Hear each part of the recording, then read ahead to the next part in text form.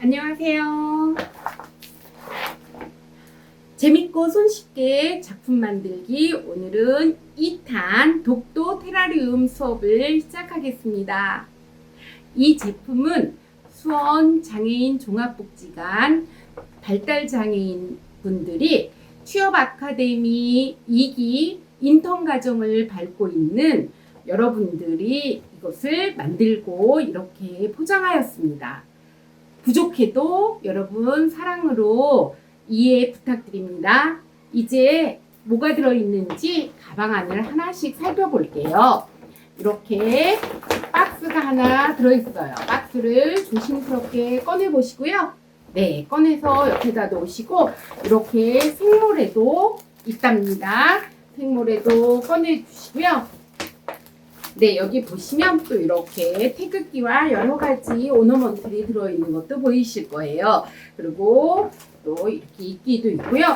여러분 또 이렇게 돌멩이도 있는데 너무 죄송한데 이렇게 플라스틱 수저가 안 들어가 있을 거예요. 집에서 있는 이렇게 플라스틱 수저를 하나씩 가져와서 오늘 작품을 함께 하셨으면 좋겠습니다. 이제 이 박스를 열어보면 이렇게 유리볼이 들어있어요. 유리볼을 이렇게 열어볼게요. 유리볼을 나누어 있으면 이렇게 약간 사선으로 이렇게 굴려져 있죠. 이렇게 낮은 부분이 이제 여러분들이 보실 정면이에요. 저는 이해관계상 이렇게 거꾸로 놓고 시작할게요. 이렇게 테라리움이라 하는 것은 유리볼 속에 멋진 자연을 만들어서 관람하고 보실 수 있는 그런 작품이에요. 오늘은 이렇게 간단하게 생모래를 준비했습니다. 먼저 주황색의 생모래를 꺼내주시면 생모래를 열어서 유리볼 속에 담아 주실게요. 이렇게 담아 주시고 아까 드렸던 이렇게 수저를 이용해서 평평하게 피실 거예요. 이렇게 평평하게, 아주 평평하게 피지는 못하지만 그래도 이렇게 평평하게 피실게요. 그리고 나서 또 노란색의 모래를 준비해서 이제 노란색의 모래도 이렇게 부어 주실 거예요. 저를 자세히 보시면 이렇게 가장자리에 부으면서 이렇게 하기를 이렇게 동글동글 굴릴 거예요. 그래서 이렇게 노란색의 모래도 다 넣어 주시고요. 이것도 같이 평평하게 펴 주실 거예요. 이렇게 평평하게 펴 주실 때 아랫모래랑 윗모래랑 섞이면 미워요. 그래서 이렇게 펴주시면 이렇게 층이 나눠져 있죠. 이렇게 그래서 이렇게 노란색까지 하고 나서 이제 또 핑크색의 모래도 열어서 이 유리 테두리를 이렇게 기준으로 돌려가면서 쏟아 볼게요. 이렇게 담아주세요. 그리고 가운데도 이렇게 그래서 핑크색의 모래도 한 번에 다 부어 주실게요. 이렇게 또 같이 평평하게 펴 주실 거예요. 그런 다음에 마지막으로 검정색의 모래를 넣어 주실게요. 검정색의 모래도 마찬가지로 테두리를 기준으로 이렇게 돌려주시면서 이제 마지막 남은 거로 가운데 다 부어 주시고 이렇게 해서 검정색의 모래도 이렇게 평평하게 이제 펴 주실게요. 그리고 이제 마지막으로 독도는 우리나라 동해 끝에 있는 섬이죠. 그래서 동해 바다에 푸른 비슷한 파도와 바다를 연상시키는 이런 파랑색의 모래를 이렇게 또 넣어 주실게요. 그래서 이렇게 요것도 마찬가지로 수저를 이용해서 이렇게 평평하게 펴주세요. 이렇게 평평하게 펴주시고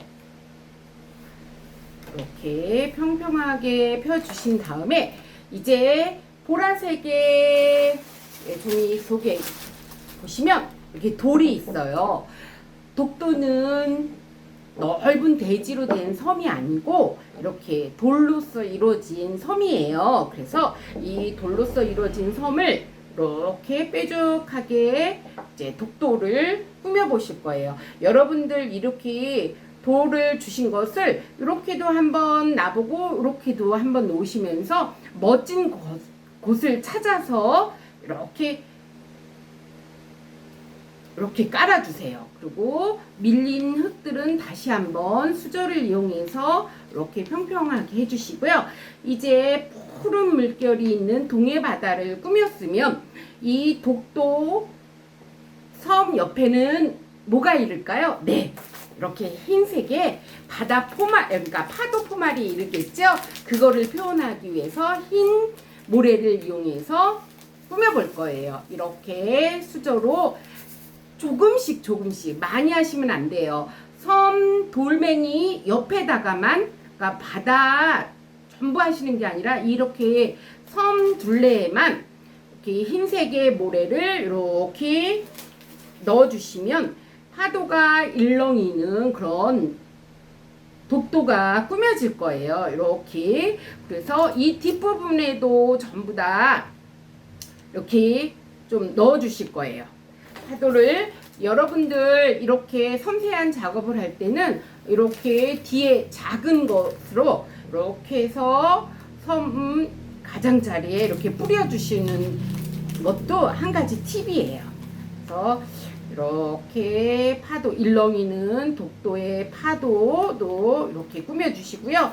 이렇게 작은 티스푼이나 이렇게 일회용 숟갈의 뒷부분을 이용해서 이렇게 파도도 꾸며주실 거예요. 이렇게 하다 보면 흰색의 모래가 남을 수 있어요.